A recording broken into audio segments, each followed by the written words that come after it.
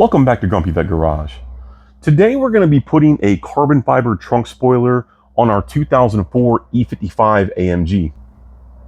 This spoiler is very similar to the design of later model AMG trunk spoilers, but I think will look really good on this era E-Class.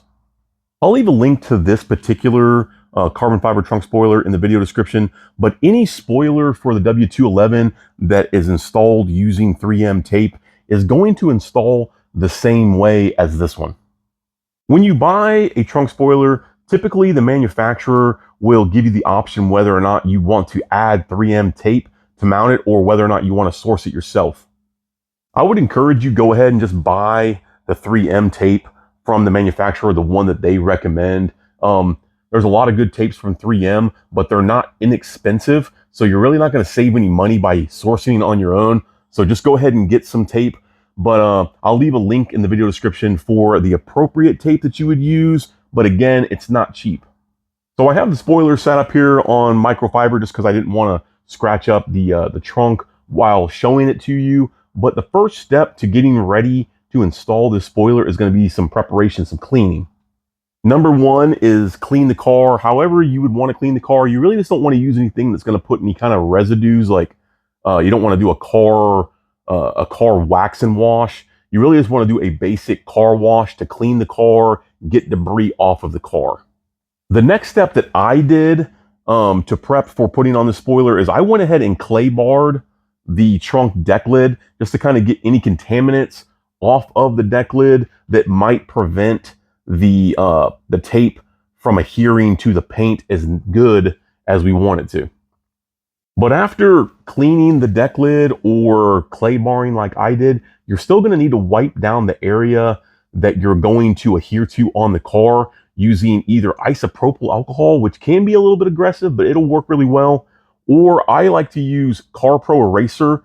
It has the same idea. It's removing oils, contaminants. It's really making the paint very, very clean so that there's really nothing preventing the tape from sticking to the paint.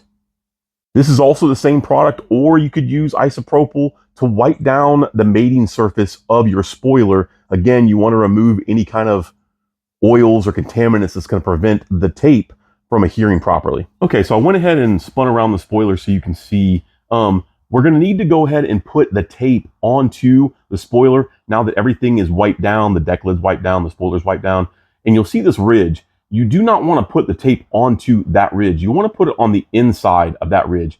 The tape has a thickness to it, and this ridge here on the edge of the spoiler is to go down around the tape to get closer to the body surface of the car.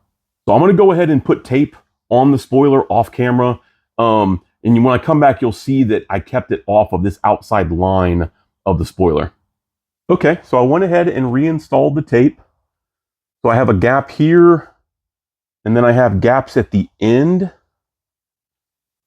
On the end right here, those were too tight of a turn on the ends to make, but you want the leading edge, what's going towards the front, you don't want there to be a gap anywhere in there. So I have a continuous piece of tape going all the way across that front edge. And then the back, I left a gap in case there is any moisture that gets in there. There, in theory, is a gap for it to escape. And also on the ends, a gap to escape. Once I put it on and smash it down, it may seal up, but for sure, you don't want to have a gap up front. You want it to be continuous. Also zooming in, you can see that the tape is on the inside of that edge that I was talking about. That allows this edge to go past the tape and get closer to the surface of the car. But now we're going to need to go ahead and test fit the spoiler. I already did it before I put tape on it, but now that there's tape on there, we need to go ahead and put it on the edge of the trunk, and then we need to center it up. I like to use like painter's tape, blue painter's tape. If you use masking tape, it may leave a residue or be very difficult to get off. So use blue painter's tape and just make yourself some witness marks to let you know that when we actually put it on for real, that it's actually lined up.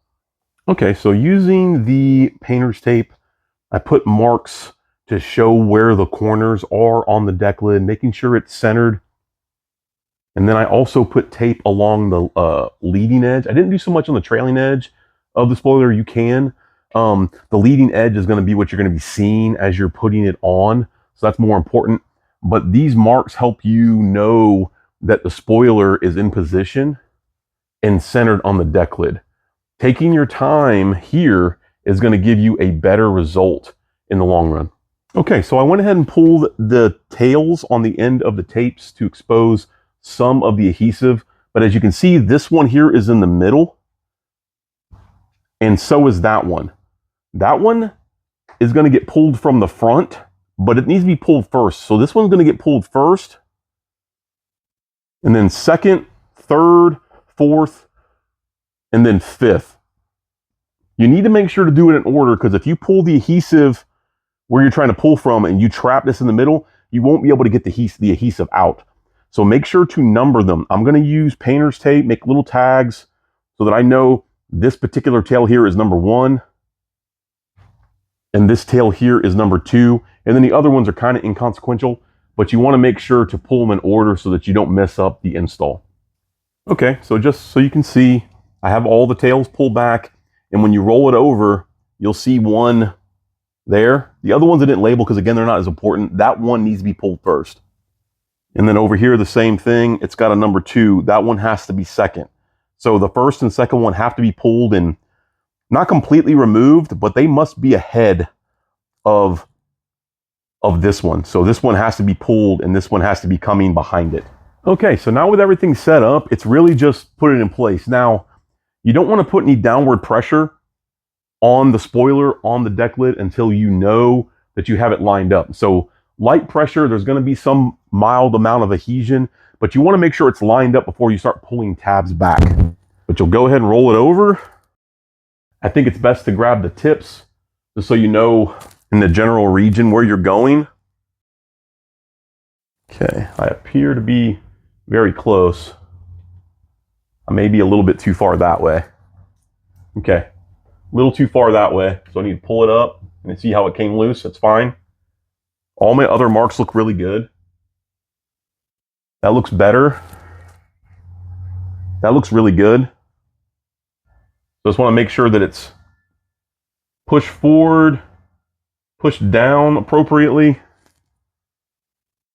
Again, my marks all still look good. And then take a little bit of a visual in the back. The third marker light will help you. When you were putting on your tape, it should have helped you align everything. But that third marker light, everything should look very centered there. And it does look good. Again, this is where you want to take time. Take time now to make sure you're getting the outcome you're looking for. That looks good. These marks all look appropriate. This looks good. Double check, triple check. There's no rush. You don't want to be in a rush here. So that appears to be very good. I like where this is at. So what I'm going to do is I'm going to start removing number 1 and number 2 and pulling them back, and start pulling all the other ones back too. While doing that, you want to maintain in the center at least some tension down, just to make sure that nothing's moving as you pull the tapes out. Okay, so making sure I have some good tension right here in the middle. I'm going to grab number 1, peel the painter's tape back, and then I'm going to start pulling that tape out, like so. I'm going to grab the other one too, that goes forward. I'm going to start, well, and that came loose. Don't freak out, it's fine. Start pulling it as well. Don't get ahead of number 1. Same thing here with the bottom one. Make sure the tape is still adhered. Pulling it down. But you're going to do this process until these tapes are all the way removed. Now I'm going to go ahead and, I like where everything's at. Everything's still right where it needs to be. I'm going to go ahead and pull number 1 all the way off. Okay, number 1 is gone. Coming over to number 2. Number 2 is gone. Just take your time and double check everything as you go. Make sure nothing's moving. I'm going to go ahead and pull the one all the way across the front. A little bit of tension there, that's fine. Okay, that's the one across the front. Everything still looks really, really good. Little bit of tension here. Okay. I'm going to relieve a little bit of this tension here. Just pry a little bit and have it pull over. And there it goes. Little hairy there for a second. And then boom, they're all out. Looking at our marks, nothing's moved. Okay, so now we can come in, pull away this painter's tape. We don't want anything getting caught underneath somehow. It should be right up against the edges, which it is. Something I failed to mention before about this 3M tape is it is pressure activated as well. So the harder you push, it will start squeezing out and adhering harder. So we're going to start in the middle and press down and forward, and then work out a little bit further, out more, and we're going to work all the way to the end. I like to look again to make sure it's centered. Not that I'm going to actually move it now, but it still looks really good. But now we'll go ahead and go again. Do 30 seconds to a minute in each spot, just pressing, giving good adhesion to the whole spoiler, to the deck lid.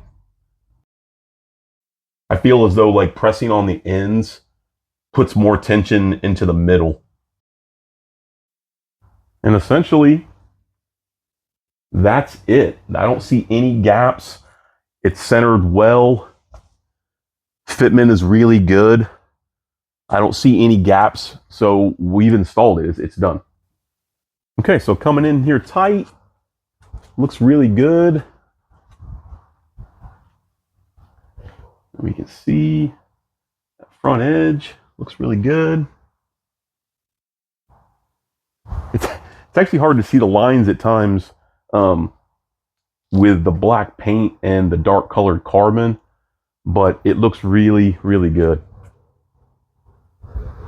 I also like that this edge lines up right over the taillight line. It doesn't look like it doesn't belong. It looks very much like a factory piece. Okay, so I got it pulled out of the garage. Just the ever so subtle look.